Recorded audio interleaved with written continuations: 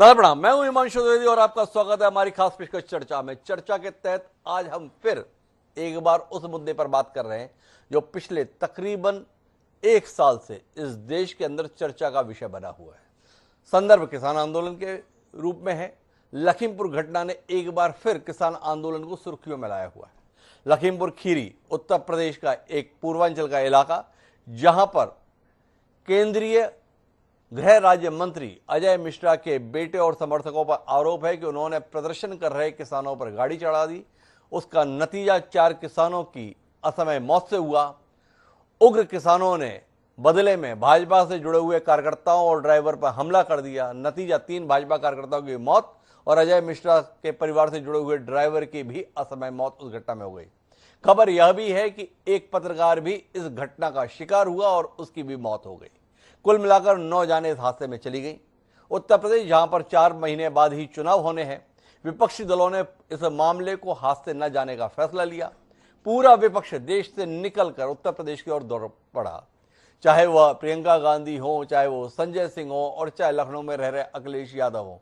सबने अपना रुख लखीमपुर की ओर किया। बाजी इसमें प्रियंका गांधी ने मारी। उन्होंने पांव फटने का इंतजार नहीं किया। रात में ही दिल्ली से लखनऊ पहुंच और लखनऊ से लखीमपुर खीरी के लिए कूच किया। बौखलाई या घबराई या सतर्कता के चलते कदम उठा रही योगी आदित्यनाथ सरकार ने प्रियंका गांधी समेत तमाम विपक्ष के नेताओं को या तो रास्ते में गिरफ्तार कर लिया या उन्हें नजरबंद कर दिया। मामला गरमाया हुआ है, लेकिन हमारी चर्चा का विषय लखीमपुर खीरी कांड ही नहीं है, बल्कि वो किसान आंदोलन है जिसके विस्तार को लगातार नए आयाम मिल रहे हैं। इस देश को रूबरू होना पड़ रहा है एक ऐसे आंदोलन से जो वक्त गुजरने के साथ सत्तारूढ़ दल तो मान रहा है कि कमजोर होता जाएगा, पर देखने में आ रहा है कि इस वक्त गुजरने के साथ उसका विस्तार होता जा रहा है। इसीलिए आज का हमारा विषय है दांव पर जान, आंदोलन पर किसान। जिन किसान को हर राजनीतिक दल इस देश की जरूरत बताता है, अपनी प्राथमिकताओं का में होने का दावा करता है, वही किसान अगर 1 साल होने को आ रहा है और लगातार आंदोलनरत है, फिर भी सफलता से कोसों दूर नजर आ रहा है। तो क्यों नजर आ रहा है? क्या उसकी मांग गैर जरूरी है या सरकार का रवैया किसानों के संदर्भ में सहानुभूतिपूर्ण नहीं है? और इसके बीच में सुप्रीम कोर्ट में चल रही सुनवाई भी है, जिसके तहत आज सुप्रीम कोर्ट ने इस बात पर अचंभा जताया, जब प्रकरण हमारे सामने है, हमारे द्वारा रोक लगा रखी है इन कानूनों पर, तो फिर प्रदर्शन क्यों किया जा रहा है? कुल मिलाकर सब कुछ उलझा उलझा सा नजर आ रहा है। सुलझाने की कोशिश इस कार्यक्रम में करेंगे, समझने की कोशिश करेंगे कि सरकार की जिद है या किसानों के हित में लिया गया फैसला है जिसे किसान समझने के लिए तैयार नहीं है। कई खास मेहमान इस चर्चा का हिस्सा बनने के लिए हमारे साथ मौजूद हैं। उनसे आपका परिचय कराएं और एक और गंभीर कोशिश करें इस मुद्दे को समझने की और सुलझाने की दिशा में आगे बढ़ने की। उससे पहले लेकिन समय है आज के विचार सूत्र का। हमारा आज का विचार सूत्र ये कहता है कि कार्य मंडपी काले तू कृत मृत्यु कारतम महानृत्य परापरोति रिक्तताम मेत्य कालता, अर्थात ठीक समय पर किया हुआ थोड़ा सा भी कार्य बहुत उपकारी होता है और समय बीतने पर किया हुआ महान उपकार भी व्यर्थ हो जाता है। योग वशिष्ठ से हमें यह विचार सूत्र मिला। तो इतना समय बीत रहा है, अगर इसके संदर्भ में कोई फैसला होना है तो उसे समय रहते होना चाहिए। इतनी जानों की कीमत पर और इतने असंतोष का वातावरण देश में बनने के बाद अगर किसी नतीजे पर हम पहुंचते भी हैं तो क्या वाकई वो एक सही निर्णय होगा? सोच के अंतर्गत यह हमारे ध्यान में आना चाहिए। बहरहाल हम अपनी चर्चा को आगे बढ़ाते हैं और हमारे साथ इस चर्चा का हिस्सा बनने के लिए भारतीय जनता पार्टी के पूर्व विधायक वरिष्ठ नेता ब्रजेश सौरभ जी खासतौर पर मौजूद हैं। हमारे साथ आजी सलाउद्दीन मंसूरी जी हैं जो समाजवादी पार्टी से संबद्ध हैं। हमारे साथ में शिव कुमार शर्मा कक्का जी भी थोड़ी देर में होंगे, जो किसान आंदोलन का एक बड़ा चेहरा है। किसान नेता भारतीय किसान यूनियन से संबद्ध धीरज लाठिया जी भी हमारे साथ जुड़ गए हैं और साथ ही संजीदा पत्रकार राजकुमार सिंह जी वरिष्ठ संपादक, वह भी हमारे साथ हैं। आप सभी का स्वागत है और चर्चा की शुरुआत ब्रजेश सौरभ जी से करते हैं। अब ब्रजेश जी, आपसे समझने की दिलचस्पी केवल इस संदर्भ में है कि अपनी इस असफलता को, अपनी इस नाकामी को, अपनी इस अकुशलता को लेकर कोई ग्लानि आज आपके मन में आ रही है? आप आजाद भारत की सबसे मजबूत, सबसे दूरदृष्टि, सबसे संवेदनशील सरकार देश में होने का दावा पिछले 7 साल से कर रहे हैं और जो इस देश के प्राण हैं, किसान, उनको संतुष्ट करने में नाकाम है। और लखीमपुर खीरी में जो कुछ घटित हुआ है उसके बाद कहीं कुछ आपकी जुबान पर है, कहीं कुछ अंदर कचोट रहा है, ये जानने में हमारी दिलचस्पी है। क्या कहेंगे आप? धन्यवाद आपको, आपने अपनी दिलचस्पी व्यक्त की, लेकिन मैं जवाब देना चाहता हूं जी। आप माननीय उच्चतम न्यायालय का एक आदेश पढ़ लें जिसमें इस किसान आंदोलन को माननीय उच्चतम न्यायालय ने कहा कि आपने पूरी राजधानी का दम घोंट दिया जी। आपने पूरी तरीके से दिल्ली की जनता या उसके आसपास के प्रदेशों से आने वाली जनता को पूरी तरीके से आपने अपने नित्य नैतिक जितने काम करने हैं उनमें बाधा पहुंचा दी जी। इस प्रकार से कानून व्यवस्था को तो बाधा पिछले 6 महीने से पहुंचाई जा रही है। उसके बाद आप देखिए, आप हमसे एक प्रश्न कर रहे हैं कि हमें ग्लानि होनी चाहिए। ग्लानि तो विपक्ष को होनी चाहिए द्विवेदी जी, क्योंकि विपक्ष असफल रहा है और इस एक ऐसी दुर्भाग्यपूर्ण घटना को अपनी रोटी सेकने का एक आधार बना रहा है। राजनीतिक रोटी सेकने का जो आधार विपक्ष बना रहा है, ग्लानि उसको होनी चाहिए कि उसके पास कोई मुद्दा नहीं था। और जिस प्रकार से प्राणघातक हमला झुंड द्वारा किया गया था, अगर प्राण बचाकर न भागे होते अजय मिश्र जी के बेटे तो निश्चित तौर पर उनकी भी हत्या हो जाती। जिस तरीके से उग्र किसान लाल किले पर चढ़ करके वहां पर सिख और उसका खालिस्तान का झंडा लहरा सकते हैं, ऐसे अनुशासनहीन और लोगों को और ऐसी अनुशासनहीन भीड़ को किस तरीके से कंट्रोल किया जा सकता है, आप बताइए। एक प्रकार से यह विपक्ष की असफलता है। असफल विपक्ष पूरी तरीके से हमारी सरकार को बदनाम करने की एक साजिश रच रहा है। और हम निश्चित तौर पर कह सकते हैं कि अगर यहीं पर जो विपक्ष में लोग हैं, अगर ये सत्ता में होते, इनके विरुद्ध इसी तरीके की साजिश रची जा रही होती, तो आखिर उस वक्त सत्ता में बैठे लोग कौन सा कदम उठाते, कौन सा ऐसा प्रतिरोधात्मक कदम उठाते जिससे कानून व्यवस्था बनी रहती। हमारी सरकार ने कानून व्यवस्था बनाए रखने का काम किया है और वो आगे भी करेगी। किसी भी तरीके की अनुशासनहीनता, किसी भी तरीके का अपराध करना, कोई आतंक का माहौल बनाने का अगर कोई काम करेगा तो निश्चित तौर पर कानून अपना काम करेगा।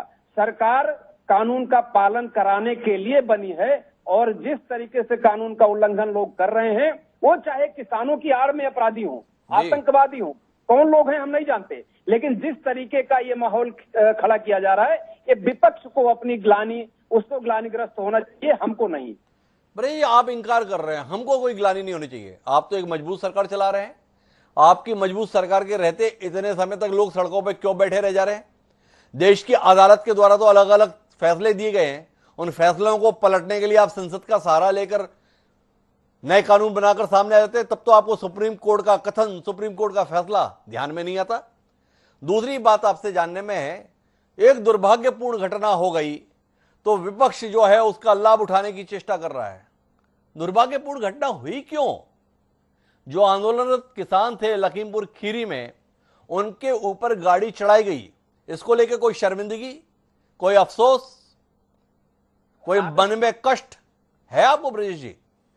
आप हमारा पक्ष ले लीजिए सुधांशु जी। मैं ये कह रहा हूं कि किसी भी व्यक्ति को अगर एक झुंड घेर ले और ये लगे कि यह झुंड हमारी हत्या कर देगा, तो कोई भी व्यक्ति अपना प्राण बचाने के लिए कोई न कोई रास्ता खोजेगा और सोचेगा कि हम किसी तरीके से इस भीड़ से अपनी जान बचाएं और सुरक्षित हो सकें। आपने देखा कि भीड़ से बचने के लिए किस तरीके से अजय मिश्र जी के बेटे को भीड़ ने घेर करके शिकार बनाना चाहा, वो किसी तरीके से भाग गए, लेकिन ड्राइवर की हत्या कर दी गई, 3 भारतीय जनता पार्टी के कार्यकर्ताओं की हत्या कर दी गई।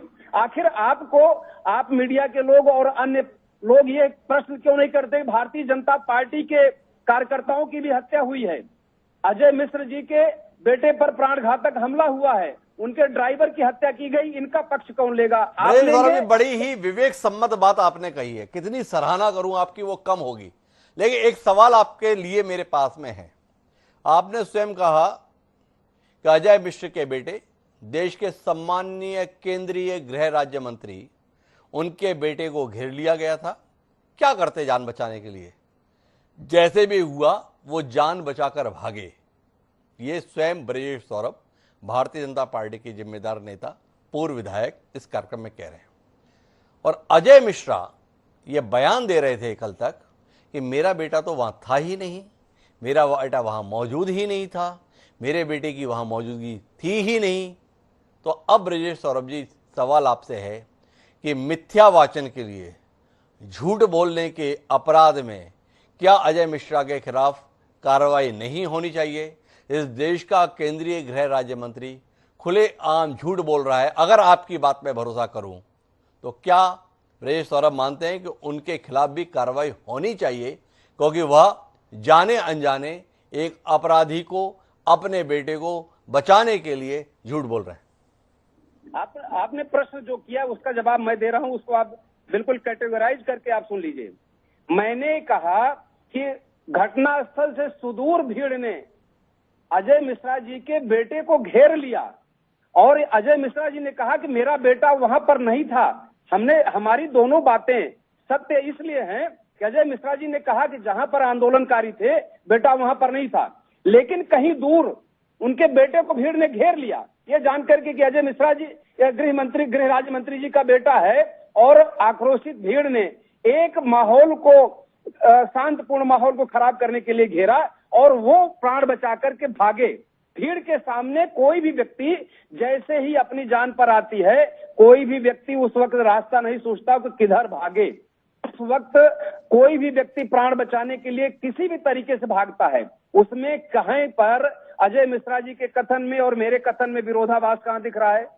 कमाल कर दिया ब्रजेश सौरभ जी, सामने सामने जो है विरोधाभास है। अजय मिश्रा कह रहे हैं कि जहां घटना घटित हुई वहां मेरा बेटा था ही नहीं, बेटा तो मेरे साथ कार्यक्रम में ही था, पूरे समय कार्यक्रम में बना रहा। आप स्वयं अभी भी बोल रहे हैं कि वहां पर उसे घेर लिया गया, वो बचने के लिए भागा, भागता नहीं तो क्या करता? इससे ज्यादा विरोधाभास और क्या हो सकता है आप दोनों के बयानों में? बहरहाल मेरे साथ में शिव कुमार शर्मा कक्का जी जुड़े हुए हैं। लखीमपुर खीरी के संदर्भ में जो कुछ घटित हुआ कक्का जी, वो तो अपनी जगह है ही, पर मेरा आपसे सवाल इस बात को लेकर है कि आखिर इतना लंबा आंदोलन चलाकर और अब इस प्रकार की अप्रिय स्थितियां जो निर्मित हो रही हैं, यह कितना भय आपके अंदर पैदा कर रहा है कि वक्त गुजरने के साथ आंदोलन मजबूत हो रहा है या नहीं हो रहा है पता नहीं, पर एक सामाजिक वैमनस्य का वातावरण बन रहा है। इसको लेकर कोई चिंता, कोई परेशानी आपके मन में आ रही है?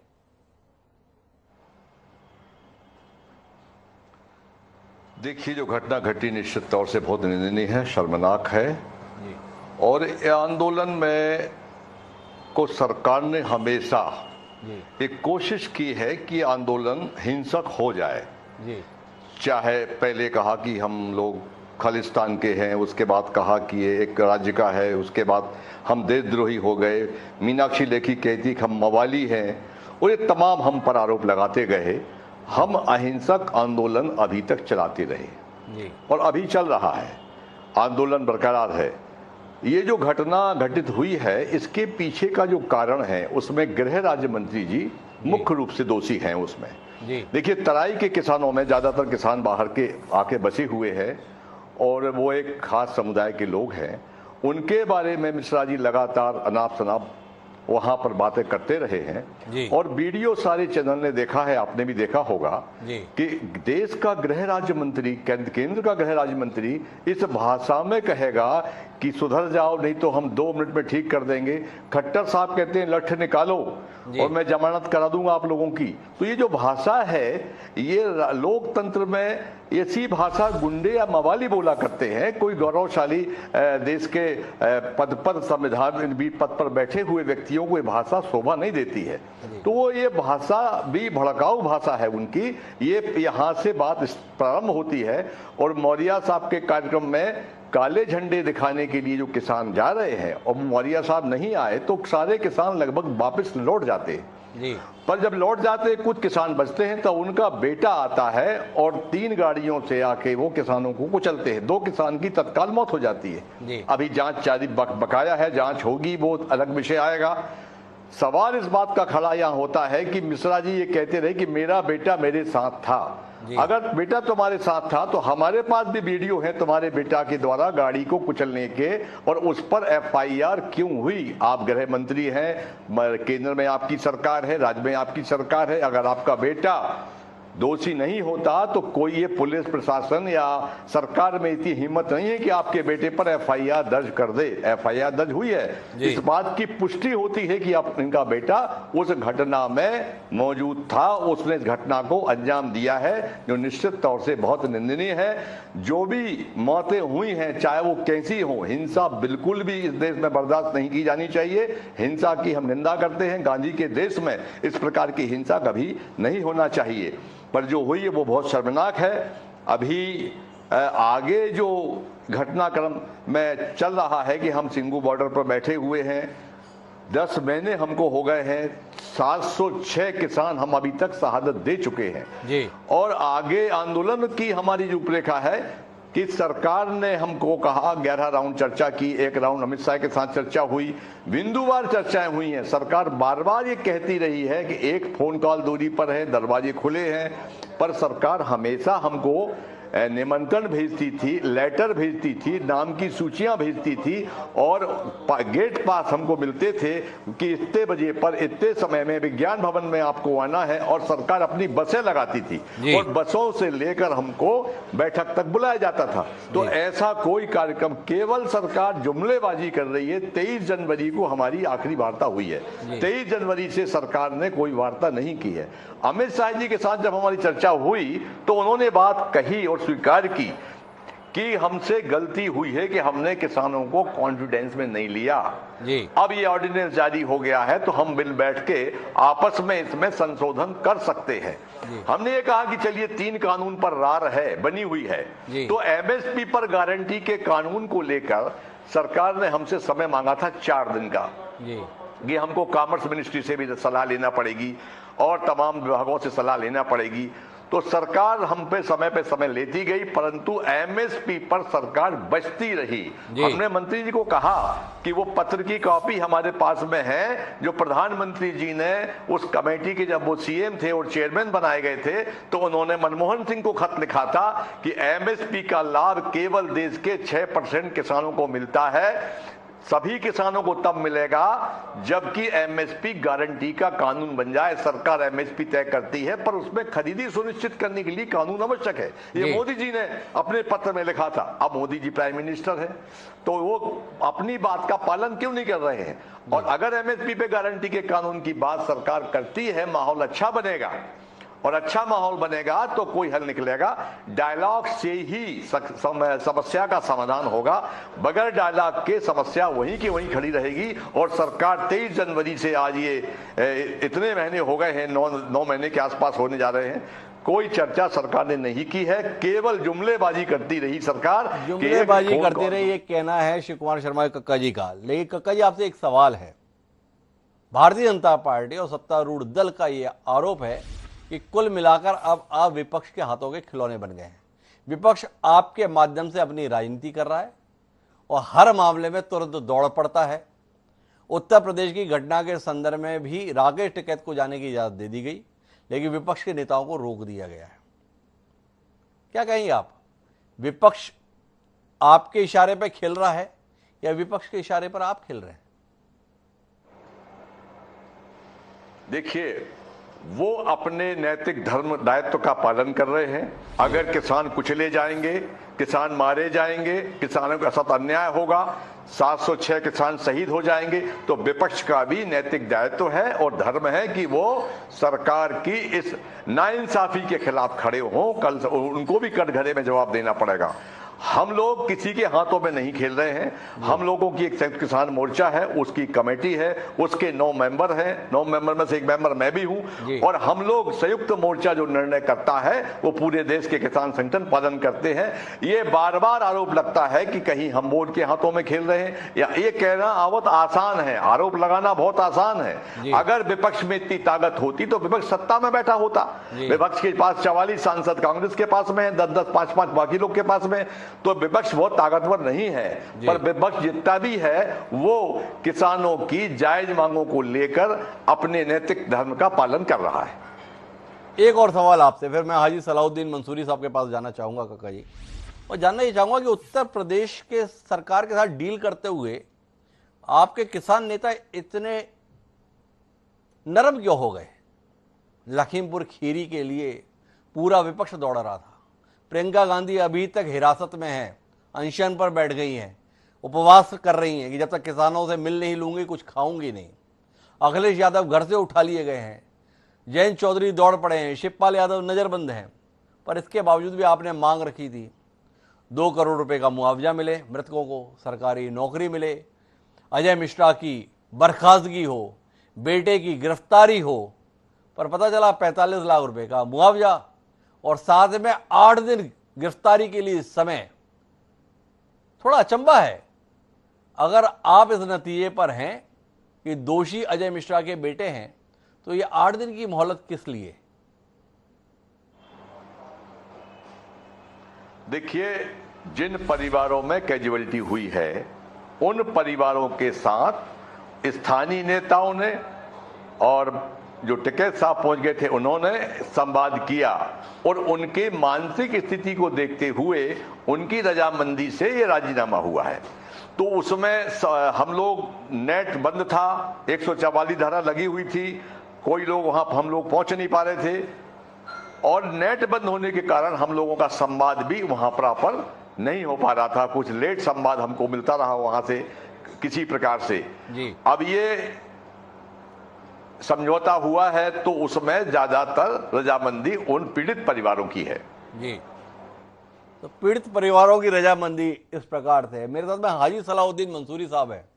मंसूरी साहब, आपसे समझने में दिलचस्पी है, पीड़ित परिवार तो बहुत सहजता के साथ मांगों के संदर्भ में सहमत हो गए, उनकी बहुत नाराजगी नहीं दिख रही। इससे ज्यादा नाराजगी तो आप लोगों की दिख रही है। आप लोगों को लग रहा है कि इसी बहाने से अजय मिश्रा मंत्रिमंडल से बाहर हो जाए, इसी बहाने योगी आदित्यनाथ सरकार अगर संभव हो तो बर्खास्त हो जाए। आपसे जानने में दिलचस्पी है। बाकी मुद्दों में इतना दम नहीं, विपक्ष के पास अपनी क्षमता नहीं, जिसके चलते लखीमपुर में जो घटित हो गया उसको लेकर आप इतने ज्यादा आक्रोशित हैं। और दूसरा आपसे सवाल इस बात को लेकर है कि 4 किसानों को कुचला गया, इसके संदर्भ में तो आपकी नाराजगी है, पर 3 कार्यकर्ताओं को पीट पीट कर मार दिया गया, एक ड्राइवर को भी वहां पर पीट पीट के मार दिया गया, एक पत्रकार भी इस घटना के अंतर्गत मारा गया। उनके दोषियों को पकड़ा जाए, उनको भी कड़ी से कड़ी सजा दिलाई जाए, इस संदर्भ में भी कुछ नजरिया है आपका, या उनकी हत्या के संदर्भ में कोई नाराजगी नहीं, कोई शुद्धता नहीं? जी मंसूरी साहब। देखिए साहब, सबसे पहले तो मैं जी कल जो भी कैजुअलिटी हुई है वहां पर लखीमपुर खीरी के अंदर जी, उनके प्रति अपनी संवेदना व्यक्त करता हूं। और दूसरी बात ये कि उन परिवारों के लिए भगवान से ये प्रार्थना करता हूं कि उन परिवारों को भगवान सब्र दे जिनके परिवारों के लोग उन्हें छोड़कर चले गए। देश के गृह राज्य मंत्री का बेटा इस तरह की कैजुअलिटी करता है और देश के गृह राज्य मंत्री झूठ बोलते हैं, झूठ का पुलंदा लेकर फिरते हैं कि हमारा बेटा वहां पर नहीं था, हमारे पास था, हमारी मीटिंग में था। जबकि सारी चीज क्लियर हो चुकी है, सारी चीज सामने आ चुकी है। इसलिए मेरी सबसे पहली मांग तो यह है कि देश के गृह राज्य मंत्री को अपने नैतिकता के आधार पर इस्तीफा दे देना चाहिए, अगर उनके अंदर जरा सा भी नैतिकता है। अगर वो किसानों के प्रति थोड़ा भी दर्द अपने दिल के अंदर रखते हैं तो उन्हें अपने पद से इस्तीफा दे देना चाहिए। दूसरी बात, सरकार ये कह रही है बार बार कि विपक्ष किसानों को उकसा रहा है, विपक्ष किसानों की एक जैसा भी बात होती है फौरन आ जाता है।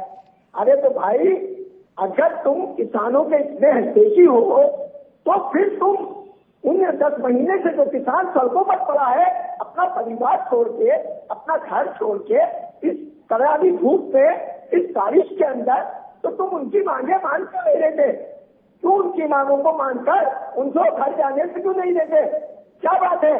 तो बस तू आपके इसके किसान के साथ खड़ा होगा। जब किसान के साथ जुल्म हो रहा है, किसान के साथ जाति हो रही है और किसान को कुचला जा रहा है, तो विपक्ष बिल्कुल खड़ा होगा। और समाजवादी पार्टी तो किसानों की पार्टी है, क्योंकि जिसने की समाजवादी पार्टी बनाई थी वो माननीय मुलायम सिंह यादव जी किसान नेता है, उनका बेटा किसान, उनका परिवार किसान है। मैं आपको बीच में रोकने के लिए माफी चाहता हूं। ये कैसा किसान का बेटा है जिन अखिलेश यादव का आप जिक्र कर रहे हैं? लखीमपुर की घटना कल घटित हुई दोपहर में। प्रियंका गांधी दिल्ली से चल के रात में ही लखनऊ पहुंच जाती हैं, रात में ही लखीमपुर के लिए रवाना हो जाती हैं, और आपके माननीय अखिलेश यादव लखनऊ में ही अपने घर में आराम करते रहते हैं। सुबह नाश्ता वाश्ता करके जाने का प्रयास करेंगे, ऐसा ऐलान करते हैं। थोड़ा आपसे सवाल है, लखीमपुर की दूरी कितनी है लखनऊ से? किस बात का इंतजार कर रहे थे अखिलेश यादव? अगर अखिलेश यादव कल घटना के तुरंत बाद रवाना हो गए होते तो यहाँ के गेस्ट हाउस में नहीं बल्कि लखीमपुर के पीड़ित परिवारों के साथ खड़े नजर आते। इतनी आराम के साथ, इतनी सहूलियत के साथ ये जो सियासत करने का फॉर्मूला किसान नेताजी के बेटे जी का है, इसके संदर्भ में कोई टिप्पणी देंगे? क्या आप नहीं मानते हैं कि आप संवेदना रखने में या जताने के स्तर पर कहीं चूक गए? देखिए बात सुनिए, उन्होंने कल शाम को ही कह दिया जिस वक्त ये घटना हुई है कि हम सुबह लखीमपुर खीरी जाएंगे, और रात में उनके हाउस को पूरी तरीके से इस तरीके से छावनी में तब्दील कर दिया गया कि जैसे किसी क्रिमिनल के घर को छावनी में तब्दील कर दिया जाता है। साहब, मेरा सवाल यही तो है, घटना कल दोपहर में हुई, अखिलेश यादव जी आज सुबह जाने की बात कहे, किस बात का इंतजार कर रहे थे? अगर वाकई दर्द था, अगर वाकई तकलीफ थी, अगर वाकई ही संवेदना थी, तो तुरंत दौड़ क्यों नहीं पड़े? यही तो सवाल है। 4 किसानों की मौत हो गई और अखिलेश जी समय देख रहे थे कब सहूलियत पूर्ण रहेगा, यही तो आपसे सवाल है। प्रियंका गांधी रात में ही चल के दिल्ली से लखनऊ पहुंच जाती है, लखीमपुर के लिए निकल जाती हैं, महिला होकर आधी रात को दौड़ पड़ी, और आप इंतजार करते रहे आपके नेता। चाहिए जिसकी बात होनी चाहिए, जिस मांग को पूरा होना चाहिए। अखिलेश यादव जी दिखावे की राजनीति नहीं करते जी।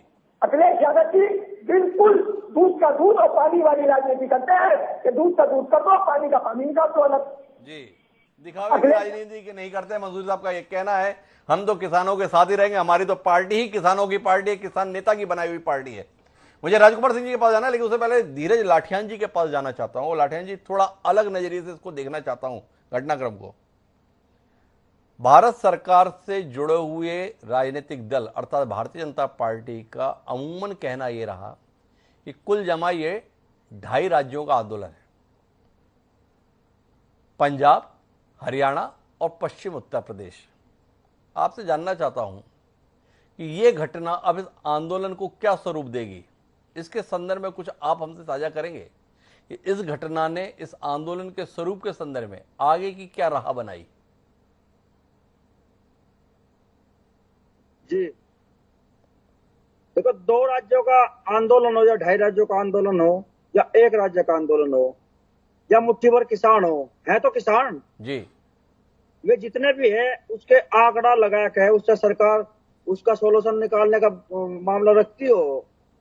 किसानों से बात करें, चाहे वे मुट्ठी भर भी हैं, 10 किसान हैं, हम अनेक जिले के किसान हैं, ये एक अलग सवाल है। रही बात लखीमपुर की घटना का मामला, देखो आंदोलन 11 महीने से चला हुआ है, 4 लोगों की हत्या से कर दी गई गाड़ी चढ़ा के, उसकी तो एक जांच का मामला तो मीडिया ही बना सके अब तो, क्योंकि मीडिया उस समय वहां थी जी। जब विरोध करने काले झंडे लेकर तब मीडिया थी, उनके कैमरे भी थे। वो लड़का, भाजपा नेता का लड़का जिसने गाड़ी चढ़ाई, वो वहां था या नहीं था, वो किस मीटिंग में था, ये मीडिया करे इस काम को। अब तो मीडिया के हाथ में हम सौंप रहे इस बात को, क्योंकि मीडिया ही सब वहां के प्रूफ पेश करेगी इनके सामने, बीजेपी के नेताओं को जो यहाँ पे बोल रहे हैं। तो इससे आंदोलन तूल पकड़ गया। रात ही बिना किसी कॉल के ही किसान सड़कों पर थे जी। कई जिलों की खबर हमारे पास भी आई, किसान अपने गांव से निकल कर सड़कों पर थे, आंदोलन तूल पकड़ेगा। आज जिलाधिकारी कार्यालय पर सभी जगह धरने प्रदर्शन करे गए, और 1 बजे तक की जो कॉल थी किसान संयुक्त मोर्चा की, उस कॉल पर आज काम करा। ऐसे ही किसान सड़कों पर रहेगा, आंदोलन उग्र होगा, उग्र करने का काम करा भारतीय जनता पार्टी ने।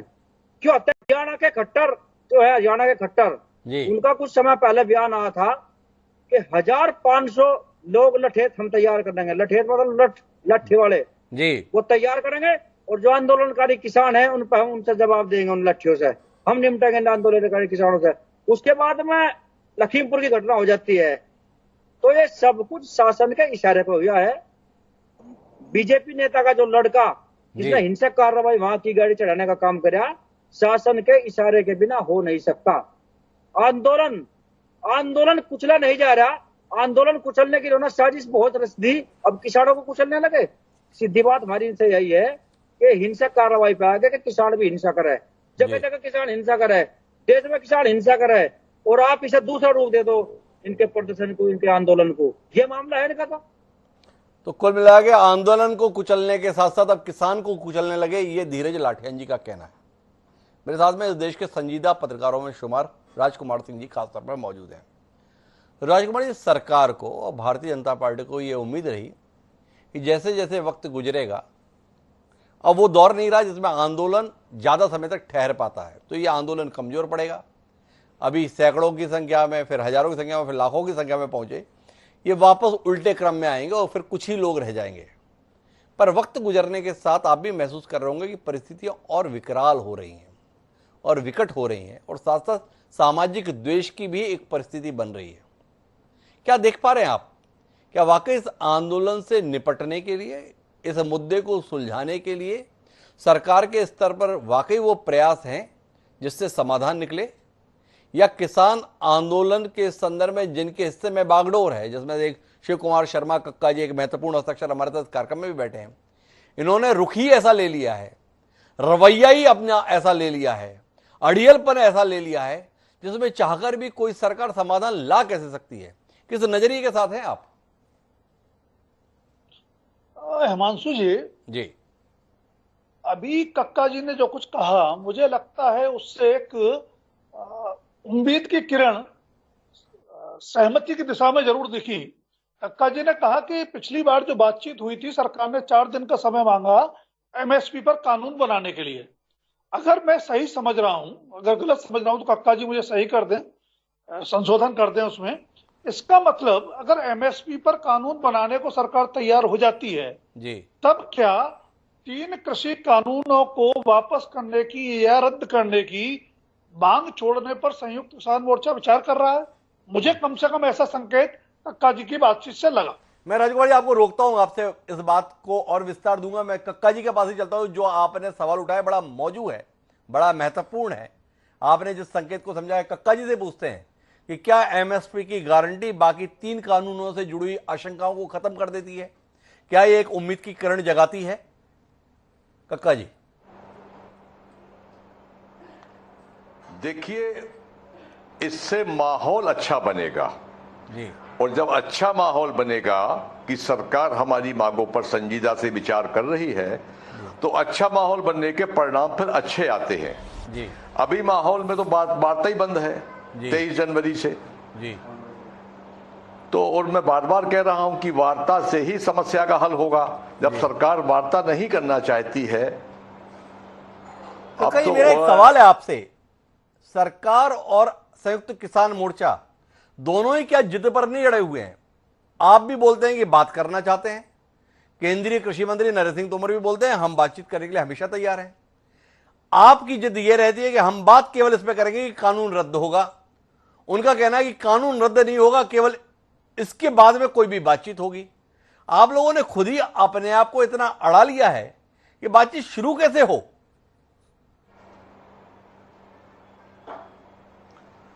देखिए, हम लोग अड़े नहीं हैं, सरकार अड़ी हुई है। जिस कानून की हमको आवश्यकता नहीं है वो कानून आप जबर या हमको क्यों देना चाहते हैं?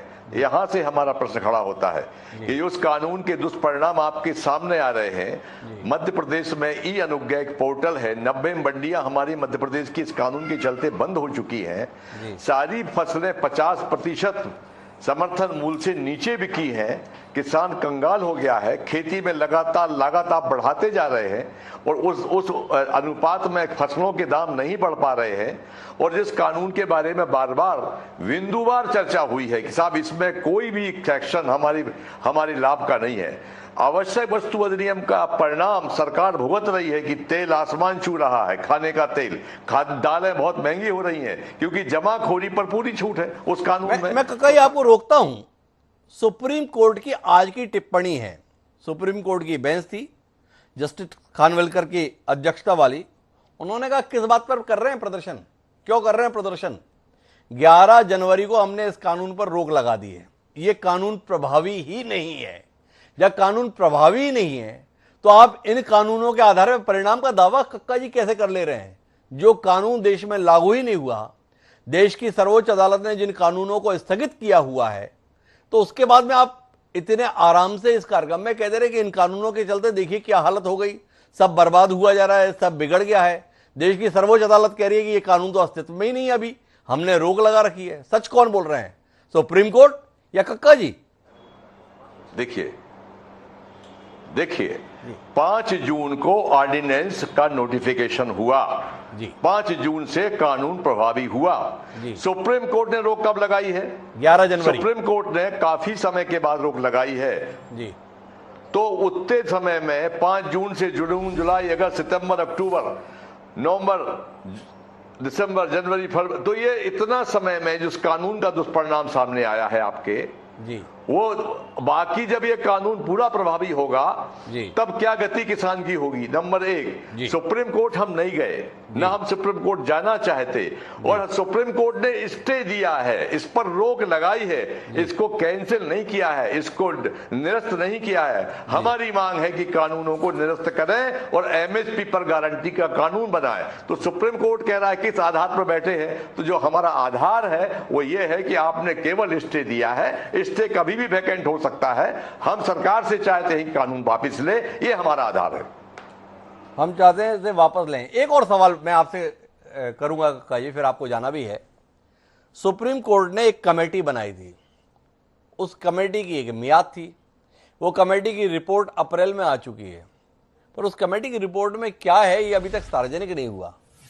थोड़ा आपको जिज्ञासा नहीं होती इस संदर्भ में कि आखिर कमेटी ने कहा क्या है, क्यों नहीं सार्वजनिक हो रहा? इस संदर्भ में भी कुछ कहना चाहेंगे आप? हाँ, मैं कहूंगा ना, हमने कमेटी की डिमांड की कि कमेटी बनाओ, सुप्रीम कोर्ट ने अपने मन से कमेटी बनाई, नंबर 1। उसके बाद में उसमें वो 4 लोग रखे जो आपकी डिबेटों में हमारे साथ बैठकर इन तीनों कानून की वकालत करते थे कि तीनों कानून बहुत अच्छे हैं, और उन्हीं लोगों को आपने कमेटी में रखा है। वो जो लोग पहले से ही पूर्वाग्रह से ग्रसित हैं और वो इस कमेटी के मेंबर होंगे, जिसमें से एक ने इस्तीफा दे दिया था, तो उनसे हमको न्याय की उम्मीद नहीं है। हम कोई भी, हमारा संगठन उस कमेटी के सामने नहीं गया जी। एक मेंबर ने मुझे फोन किया सुप्रीम कोर्ट की उस कमेटी के जी, उनसे मैंने कहा कि आप भी इस्तीफा दे दीजिए, क्योंकि आपने हमारे चैनलों में बैठकर इन तीनों कानून की विपक्ष की तरह हमारे खिलाफत की है, हम आपसे न्याय की उम्मीद नहीं करते हैं, तो इसलिए हमें कोई उम्मीद नहीं है और ना उत्सुकता है जानने की, और अभी तक उस कमेटी की रिपोर्ट को प्रकाशित भी नहीं किया, यह भी हमको आश्चर्य है। तो कक्का जी को भी आश्चर्य है कि आगे उस रिपोर्ट को अभी तक प्रकाशित क्यों नहीं किया गया है, लेकिन वो साफ कह रहे हैं इस कमेटी की रिपोर्ट से उन्हें कोई उम्मीद नहीं है। और सुप्रीम कोर्ट अगर ये कह रहा है कि जब हमारे पास में विषय है तो आप क्यों प्रदर्शन कर रहे हैं, तो इसमें भी कक्का जी का, जो संयुक्त किसान मोर्चा का महत्वपूर्ण हिस्सा है, कहना है कि हम तो सुप्रीम कोर्ट के पास गए ही नहीं, तो हम प्रभावित पक्ष अदालत में है ही नहीं, तो फिर जाके हमारे साथ में ये सवाल जायज बनता ही नहीं। मैं वापस राजकुमार सिंह जी आपके पास में आता हूं, और राजकुमार सिंह जी आपकी जिज्ञासा का समाधान कक्का जी ने कर दिया। एमएसपी का कानून बनना कोई गारंटी नहीं है इस आंदोलन के खत्म होने की। एमएसपी की गारंटी जैसा बड़ा फैसला भी केवल माहौल को बेहतर बनाने में मददगार होगा। अब इस रवैये के साथ आप उम्मीद कर रहे हैं कोई समाधान की उम्मीद देश की सरकार दे? एक चुनी हुई सरकार, एक मजबूत इरादों का दावा करने वाली सरकार, एक इकबार बुलंद रखने वाली सरकार होने का दावा करने वाले नेता इस नजरिए के रहते स्वीकार करेंगे? हिमांशु जी, ये बात आपकी सही है, लेकिन जैसा कक्का जी ने भी कहा जी कि अमित शाह ने एक बैठक में इनसे कहा कि हमसे गलती हो गई, हमने किसानों को विश्वास में नहीं लिया जी। ये मैं कक्का जी की टिप्पणी के आधार पर कह रहा हूं जी। तो अगर सरकार को ये लगता है कि हमसे वो भूल हुई जी, तो लोकतंत्र में भूल सुधारना कोई बुरी बात नहीं है जी, लेकिन उसके बाद में एक और बयान याद करता हूं और वो प्रधानमंत्री नरेंद्र मोदी का बयान है। उन्होंने कहा था, क्या लोकतंत्र में जरूरी है कि जनता जब मांगे तभी कानून बनाए जाएं? जी, कुछ प्रगतिशील कानून सरकार के बनाने की भी जिम्मेदारी होती है। जी, तो ये नजरिए की बात है। अगर सरकार ये मान के चलती है और अभी तक मान रही है, जब आंदोलन को 11 महीने हो गए करीब जी, और लगभग 12 राउंड की बातचीत उनकी हो चुकी किसानों के साथ, जी, कि कानून प्रगतिशील है, कृषि के सुधार के लिए या कृषकों की बेहतरी के लिए, देश की अर्थव्यवस्था के लिए जरूरी है, जी, और किसान ये मानते हैं कि तीनों कृषि कानून काले हैं, जी, तो हमें मान लेना चाहिए कि दोनों पक्ष वहीं खड़े हुए हैं जहां आंदोलन की शुरुआत के समय खड़े हुए थे। जी, और ये जिद, जैसा आपने इशारा भी किया, जी, एक बड़ा कारण है दोनों पक्षों में संवादहीनता का। जी, संवादहीनता टूटने का कोई संकेत दोनों पक्षों में से मिल नहीं रहा। ऐसे में देश की सर्वोच्च अदालत की भूमिका, ये ठीक है, किसान मोर्चा की तरफ से कक्का जी ने आज फिर साफ कर दिया कि हम सुप्रीम कोर्ट में नहीं गए हैं, जी, हम सुप्रीम कोर्ट की कमेटी पर भरोसा नहीं करते हैं, हमें उनसे न्याय की उम्मीद नहीं है। जी, उसके बावजूद उनको आश्चर्य है कि कमेटी की रिपोर्ट अभी तक सार्वजनिक नहीं की। जी, लेकिन मेरा मानना है कि सुप्रीम कोर्ट में किसान संयुक्त मोर्चा गया नहीं गया वो अलग बात है। जी, सुप्रीम कोर्ट में अगर ये मुद्दा गया है, सुप्रीम कोर्ट ने उन कानूनों पर स्टे लगाया है, और जो रिपोर्ट आप बता रहे हैं अप्रैल में आई, मेरा ख्याल था शायद मई में आई होगी, जी, तो अप्रैल में आई हो या मई में आई हो, अब अक्टूबर चल रहा है। जी, सुप्रीम कोर्ट को उस रिपोर्ट पर आगे तो कोई पहल, कोई कार्रवाई करनी चाहिए। जी, अगर सरकार में और आंदोलनकारियों में संवादहीनता की स्थिति है तो ले देकर बस्ता उम्मीद की किरण क्या है? जी, देश की सर्वोच्च अदालत, तो सर्वोच्च अदालत को इस मुद्दे को कम से कम अपनी प्राथमिकता में, अपने एजेंडा की प्राथमिकता में रखना चाहिए और एक ऐसी पहल करनी चाहिए कि या तो कानून पर कोई अंतिम फैसला आए, जी, मुझे लगता है शायद बहुत आसान नहीं होगा, जी। अन्यथा कम से कम दोनों पक्षों में गतिरोध टूटने की कोई पहल हो। आज जो मेरा आपसे एक सवाल है, लेकिन उससे पहले मैं अजय मिश्रा जी का एक बयान इस कार्यक्रम में दिखाना चाहता हूं, फिर मैं इस संदर्भ में धीरज लाठियां जी से भी बात करूंगा। एक बार उस बयान को सुने जो मोदी सरकार का नया हिस्सा बने केंद्रीय गृह राज्य मंत्री अजय मिश्रा जी ने कृषि आंदोलन को लेकर एक बयान दिया था, एक बार सुनिए। तो कहना चाहता हूं कि सुधर जाओ, नहीं तो सामना करवा के हम आपको सुधार देंगे, 2 मिनट लगेगा केवल। अब सवाल इस बात का है, राजकुमार सिंह जी, आपके पास में भी 5 दशक की पत्रकारिता का अनुभव है। देश का गृह राज्य मंत्री अगर इस भाषा के साथ संवाद करेगा तो समाधान की उम्मीद के संदर्भ में कोई किरण कोई भी कैसे देख पाएगा? आप देख पा रहे हैं? देखिए, दुर्भाग्यपूर्ण है कि देश के गृह राज्य मंत्री इस भाषा में आंदोलनकारियों से बात कर रहे हैं। बात नहीं कर रहे हैं जी। वो सीधे सीधे धमकी दे रहे हैं, सुधर जाओ, नहीं हम सुधार देंगे, 2 मिनट रखते हैं जी। लेकिन आप देखें कि इस टोन के बाद ही ये घटना होती है। ये बयान अगर मेरा ख्याल है 25 सितंबर का है शायद जी, और 3 अक्टूबर को ये घटना हो जाती है, लगभग 1 हफ्ते के बाद जी। अब आप समझ सकते हैं इस घटना के मूल में कौन सी प्रवृत्ति काम कर रही होगी। किसानों ने पहले घोषणा कर रखी है वो हर सरकारी कार्यक्रम का विरोध करेंगे, उप मुख्यमंत्री के कार्यक्रम का विरोध करने जा रहे थे। तो उस समय अगर देश के गृह राज्य मंत्री का बेटा, जिस पर के आरोप है उसने गाड़ी चढ़ाई किसानों पर, किस मानसिकता के साथ चला होगा जी, ये अंदाजा लगा सकते हैं जी। तो ये कहीं ना कहीं मुझे लगता है कि सोच का टकराव भी है कि अगर हम, जैसे पहला कहा गया 2.5 प्रदेश के किसान हैं, फिर कहा गया कि इनमें असली किसान नहीं है। अरे भाई, अगर असली किसान नहीं है तो 11 राउंड की बातचीत, 12 राउंड की बातचीत आपने क्यों की जी, और बातचीत कर जो आप क्यों दे रहे हैं?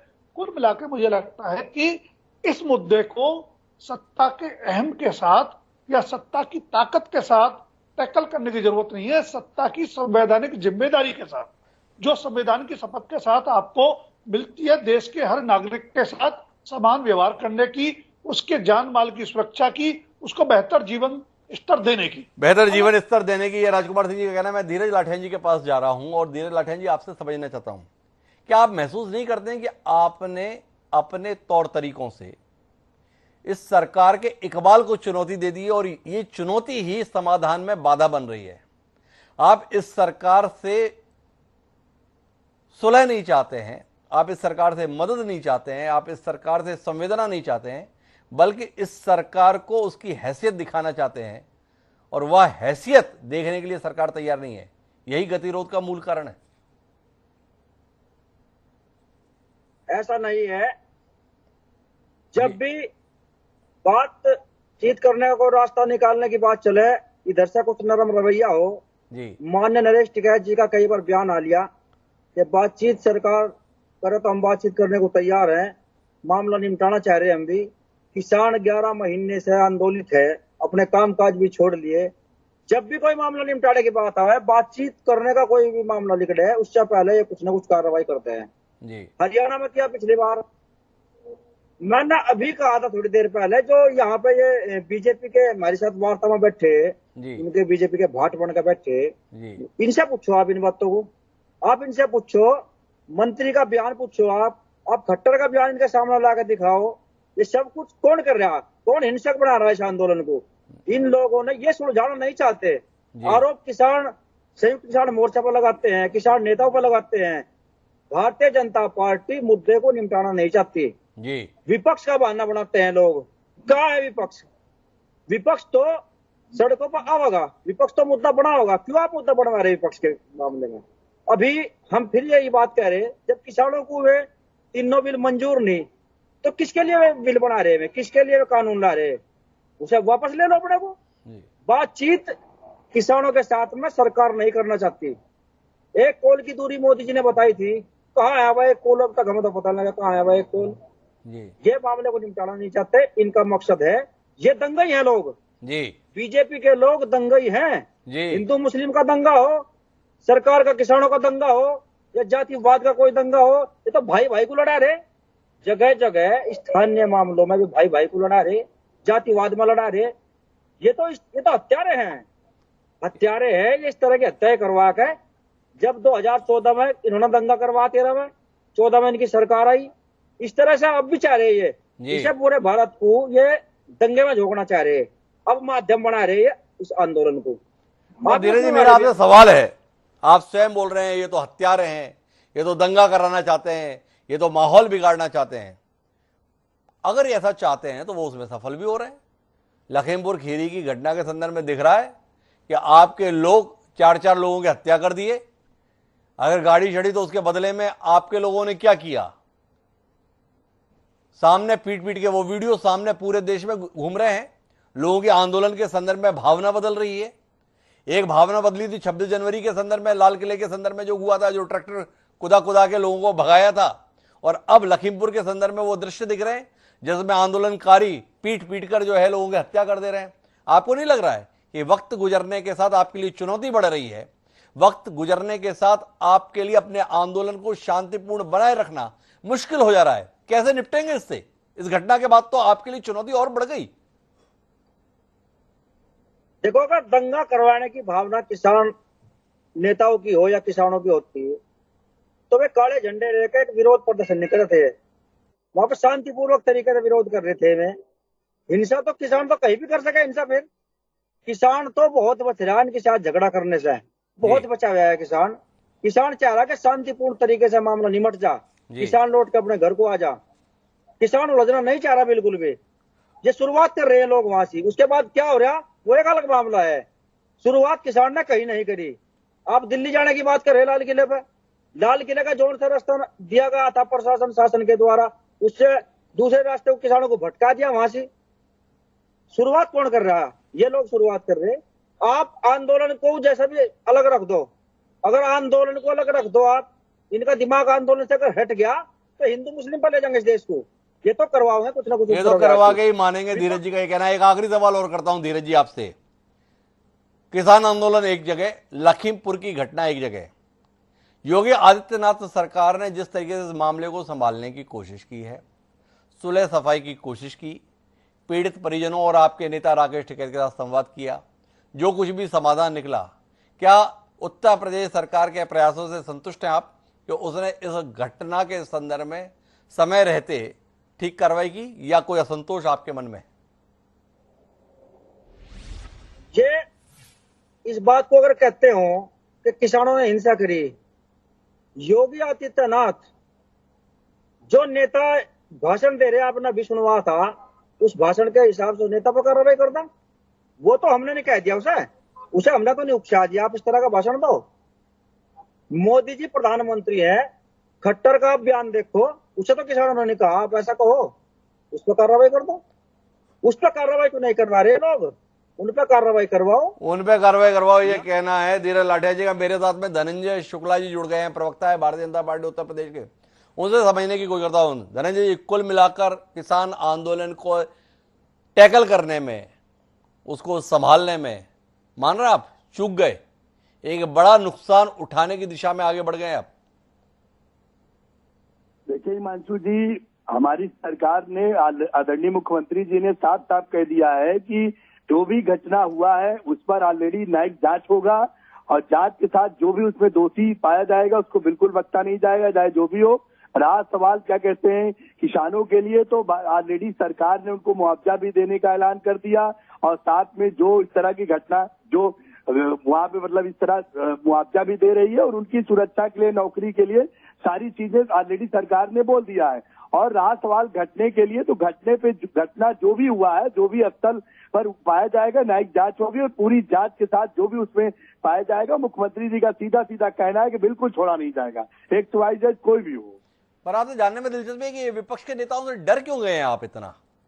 क्यों प्रियंका गांधी के लखीमपुर खीरी जाने से दहल गए आप? क्यों अखिलेश यादव के कदम अगर लखीमपुर खीरी के लिए बढ़ चले तो घबरा गई आपकी सरकार? क्यों शिवपाल यादव का घर से बाहर निकलना आपको हिला गया? थोड़ा रोशनी देंगे कि विपक्ष के नेताओं से, जिनका कोई वजूद नहीं है आपके अनुसार, जिनकी कोई पकड़ नहीं है, जिनका जनता के बीच में कोई इकबाल नहीं है, जिनकी जनता के बीच में कोई विश्वसनीयता नहीं है, वो जरा सा लखीमपुर की सड़क की ओर चल गया पड़े, सब कुछ भूलकर आप उन्हीं को पकड़ने के लिए दौड़ पड़े? थोड़ा बताएंगे। दंगा हो, इसीलिए सरकार इनको रोक रही है कि पुलिस प्रशासन रोका जा रहा है कि वहां न जाएं, क्योंकि देखिए जब ये अपने घर के सामने जो जीप जलवा सकते हैं, गुंडे की पार्टियां हैं, तो ये कुछ भी करवा सकते हैं। इसलिए सरकार इनको ऑलरेडी रोक रही है कि आप जो है अभी वहां न जाएं, और इस तरह की व्यवस्था वहां जो भी चीज इस तरह की घटना ना हो, इसलिए उनको रोका जा रहा है। बाकी धनंजय जी, आप जिनको रोक रहे हैं वो इस प्रदेश के मुख्यमंत्री रहे हैं, जिम्मेदार राजनेता हैं, 2-2, 5 बार के विधायक, सांसद इस प्रकार की जगहों पर रहे हुए हैं। क्या आपको लगता है कि अब इस देश में जिम्मेदार केवल भारतीय जनता पार्टी और उससे जुड़े नेता ही हैं जो जनता की और देश की चिंता करते हैं, बाकी सब देश विरोधी ही हैं? कि अगर अखिलेश यादव जाएंगे तो वो तो दंगा ही कराएंगे? देखिए जब अखिलेश यादव जब यहाँ पे लखनऊ जैसे शहर में दंगा हो गया, गाड़ियां जला दी गई पुलिस प्रशासन के, और दरोगा को घसीट के क्या कहते वहाँ गाली गलौज चल रहा है उनके सामने, जो कि राष्ट्रीय अध्यक्ष जी अखिलेश यादव जी वहाँ पे खड़े हैं, और बाकी जो है तो दिखे आप क्या कह रहे हैं, कैसी मीडिया को जब यहाँ पे कितने सारे वीडियो चल रहे, तो वहां पे जाके शायद ये भी, इसीलिए प्रशासन ने उनको जो रोका है कि आप वहाँ माहौल ना खराब करें। बाकी देखिए सरकार कोई नहीं, मैं आपको एक बार दोबारा से आपके सम्माननीय केंद्रीय गृह राज्य मंत्री अनिल मिश्रा जी का बयान सुनवाता हूं और फिर आपसे सवाल करता हूं, माहौल खराब कौन कर रहा है? एक बार सुनिए आपके केंद्रीय गृह राज्य मंत्री क्या कह रहे हैं, अनिल मिश्रा जिनका नाम है, सुनिए। रुक गई और गाड़ियों से फिर निकाल करके कार्यकर्ताओं को हमारे लाठी डंडों और तलवारों से पीट करके उनकी हत्या की गई। गाड़ियों को सड़क से खाई में धकेल करके वहां पर उसको जलाया गया और भी दूसरी गाड़ियां जलाई गई। ऐसे लोगों को कहना चाहता हूं कि सुधर जाओ, नहीं तो सामना करवा के हम आपको सुधार देंगे, 2 मिनट लगेगा केवल। तो माननीय धनंजय जी आप बताइए ना, केंद्रीय गृह राज्य मंत्री तो आपके बता रहे हैं 2 मिनट में सुधार देंगे, और आपको डर लग रहा है प्रियंका गांधी से, डर लग रहा है अखिलेश यादव से, डर लग रहा है शिवपाल यादव से? थोड़ा समझना मुश्किल हो रहा है मुझे। मैंने आपको यही चीज अभी बताया कि सारी चीजें न्यायिक जांच पर है, जो भी वहाँ पे घटना हुआ है घटने का पूरा जांच होगा। साथ में रहा सवाल क्या कहते हैं किसी बड़े नेता जो भी विपक्षी पार्टियां जाने आने, देखिए माहौल ना खराब हो, इसीलिए सरकार उनको रोक रही है। बाकी क्योंकि इस तरह का माहौल वहाँ आगे ना बने। अभी के डेट में जो है मुख्यमंत्री जी किसानों से सारा जो भी सरकार के माध्यम द्वारा बातचीत हुआ है, सारी चीजें वहाँ सब चीज बना दिया गया है माहौल। तो मेरे कहने का मतलब है कि माहौल को न और आगे न ले जाया जाए, इसलिए सरकार इनको जो पुलिस। तो धनंजय जी का कहना है कि सरकार की प्राथमिकता उत्तर प्रदेश के माहौल को ठीक बनाए रखने की है। विपक्षी नेताओं का वहां जाना माहौल खराब कर देगा, इसलिए ये एहतियाती कदम उठाए गए हैं। हाजी सलाहुद्दीन मंसूरी साहब मेरे साथ में, उन्हीं से पूछ लेता हूं, क्या करना चाहते हैं आप? सरकार इतनी डरी हुई है आपसे? सरकार को लगता है आप जाएंगे सब माहौल खराब कर देंगे? या माहौल खराब करने में मंसूरी साहब आपके नेताओं की इतनी दिलचस्पी क्यों है? हाँ, मैं बता दूं आपको। सबसे पहले बात तो मैं ये कहना चाहूंगा, हमारे देश के प्रधानमंत्री अमेरिका में जाकर ये कहते हैं कि हमारा लोकतंत्र जिंदा लोकतंत्र है। मैं पूछना चाहता हूं कि जो आप वहां कहकर आए हैं, क्या यही जिंदा लोकतंत्र है? क्या हमारे नेता अगर किसी की कैजुअलिटी हो जाए, किसी को दुख हो जाए, किसी को तकलीफ हो जाए, वहां जाएंगे तो क्यों रोक रहे हैं उन्हें, क्यों डर रहे हैं उनसे? आज अखिलेश यादव जी को हाउस अरेस्ट करने के बाद पूरे उत्तर प्रदेश के जिला मुख्यालयों पर धरना प्रदर्शन हुआ, कहीं से कोई आपत्तिजनक घटना की खबर नहीं आई। मैंने सोया खुद, मेरी आवाज बैठ गई। मुरादाबाद के अंदर दिल्ली नेशनल हाईवे पर स्वागत समारोह था एक अबू आसिम आजमी प्रदेश के महाराष्ट्र के प्रदेश अध्यक्ष जी का। उस स्वागत समारोह को हमने धरने प्रदर्शन के अंदर तब्दील कर दिया और उसे वहां पर सड़क पर बैठकर विरोध प्रदर्शन किया, मगर किसी तरह की कोई कैजुअलिटी या किसी तरह की कोई भी आपत्तिजनक घटना नहीं करी और अपना ज्ञापन दिया राष्ट्रपति महोदय के नाम। दूसरी बात मैं ये कहना चाहूंगा, इनसे ये पूछना चाहता हूँ कि आज अखिलेश यादव जी वहां जा रहे थे तो ये सरकार इतना चल गई उनसे। समाजवादी पार्टी का कार्यकर्ता किसी भी सरकार से नहीं डरता और वो किसान के साथ कांधे से कांधा मिलाकर खड़ा है। अगर किसान के ऊपर जरा सारी आंच आएगी तो समाजवादी पार्टी का कार्यकर्ता सड़कों पर निकलकर सरकार को विरोध करेगा और किसान का समर्थन करेगा। हाजी सलाहुद्दीन मंसूरी साहब की दो बात ही कहनी है। एक कि हम तो किसान के संदर्भ में हमेशा साथ खड़े ही रहेंगे। दूसरा उनका कहना है कि हमने आज इतनी जगह प्रदर्शन किया, क्या कहीं कोई अप्रिय घटना हुई? तो सरकार की इस दलील में कोई दम नहीं है कि अखिलेश यादव के जाने से वहां का माहौल खराब हो जाता। क्या एक जिंदा लोकतंत्र में विपक्षी नेताओं को यह अधिकार भी नहीं रहेगा कि वो दुख में डूबे हुए परिवारों को सांत्वना के दो शब्द कहने के लिए जा सके? क्या यही लोकतंत्र रहेगा? ये सवाल मंसूरी साहब का है। मैं आखिरी टिप्पणी के लिए राजकुमार सिंह जी आपके पास रुक करता हूं और आपसे जानना ये चाहता हूं, क्या वर्तमान परिस्थितियों में आपको नहीं लगता है कि इस देश के जो प्रधानमंत्री हैं, जिनके करिश्माई नेतृत्व के, जिनकी क्षमता के, जिनके कम्युनिकेशन के क्षमता के हम सब लोग बड़े स्तर पर कायल रहते हैं, अब समय आ गया है कि वह खुद इस मसले की बागडोर संभालें और इस संकट से देश को समाधान की ओर ले जाएं? हिमांशु जी, मैंने आपके कार्यक्रम में पहले भी कहा था जी कि जिस तरह का राजनीतिक मुद्दा बन गया विपक्ष और सरकार के बीच जी तनातनी का, उसमें सिर्फ दो रास्ते हैं, या तो सुप्रीम कोर्ट दखल दे जी या प्रधानमंत्री खुद पहल करें जी। तीसरा कोई रास्ता नहीं है। किसी राजनीतिक मंत्री या दल के नेता का अधिकार नहीं है जी। दूसरी बात जो मैं कहना चाहूंगा, देश प्रधानमंत्री की तरफ देख रहा है, प्रचंड बहुमत से लगातार दूसरी बार बने प्रधानमंत्री है और इस बार खासतौर पर मतदाताओं ने वोट नरेंद्र मोदी के नाम पर दिया है, भारतीय जनता पार्टी या उनके उम्मीदवारों के नाम पर नहीं दिया था। उनकी जिम्मेदारी सबसे बड़ी है। दूसरी बात जो आपने भी चिंता जताई, लोकतंत्र का सबसे महत्वपूर्ण अंग है असहमति जी।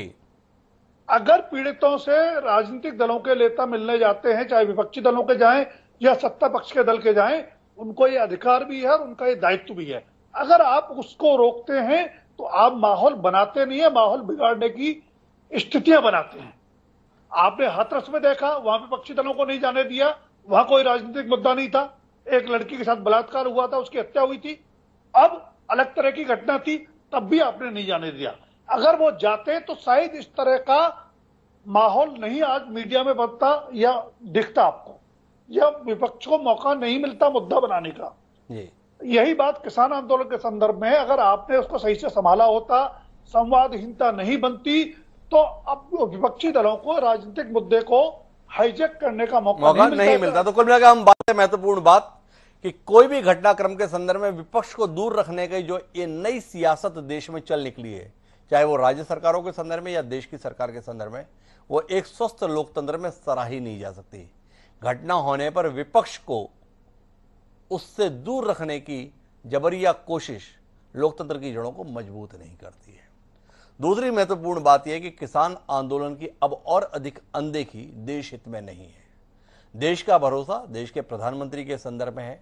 इतना लंबा चला हुआ आंदोलन, इतने बड़े स्तर पर जान माल का नुकसान, अगर इसके बाद भी देश के प्रधानमंत्री के स्तर पर पहल नहीं होगी तो निश्चित रूप से यह अपने आप में आने वाले समय के लिए कोई ठीक इबारत नहीं लिखी जाएगी। और तीसरी और आखिरी बात, कुल मिलाकर लखीमपुरी में घटी घटना जैसी वारदात अब फिर नहीं होनी चाहिए, चाहे किसानों के ऊपर गाड़ी चढ़ने का मामला हो या आंदोलनरत किसानों के द्वारा लोगों को पीट पीट कर मार दिए जाने का। किसी भी परिस्थिति में इस प्रकार के घटनाक्रम को स्वीकार नहीं किया सकता। इसके संदर्भ में शर्मसार उन नेताओं को भी होना चाहिए और आंदोलनकारी किसानों को भी, जिसके चलते 9 लोगों को असमय जान गंवानी पड़ी। देखें, जिम्मेदार लोग इस संदर्भ में कोई जिम्मेदारी का परिचय आने वाले समय में देंगे। बहरहाल आप सभी मेहमानों का बहुत बहुत धन्यवाद एक संजीदा चर्चा का हिस्सा बनने के लिए। समय है अब आज की प्रासंगिक पंक्तियों का। किसानों को लेकर हमने पूरी बात की है। किसान इस देश का आधार है, किसान इस देश का सम्मान है, किसान इस देश के प्राण है। तो उसी भावना को व्यक्त करते हुए 4 लाइन हमें मिली जो ये कहती है कि भोले भाले कृषक देश के अद्भुत बल हैं, कि भोले भाले कृषक देश के अद्भुत बल हैं, राज मुकुट के रत्न कृषक के श्रम के फल हैं, कृषक देश के प्राण, कृषक खेती का कल हैं, राजदंड से अधिक मान के भाजन हल हैं। लोचन प्रसाद पांडे ने किसानों के लिए जिस सम्मानपूर्ण पंक्तियों को हमें सहेज कर दिया है, क्या आने वाली पीढ़ियां उस पंक्तियों के सम्मान को सुरक्षित रख पाएंगी? इसे देखने का इंतजार आपको भी और हमको भी। बहरहाल अब मुझे दीजिए इजाजत, कल फिर मिलते हैं नए विषय के साथ। सादर प्रणाम।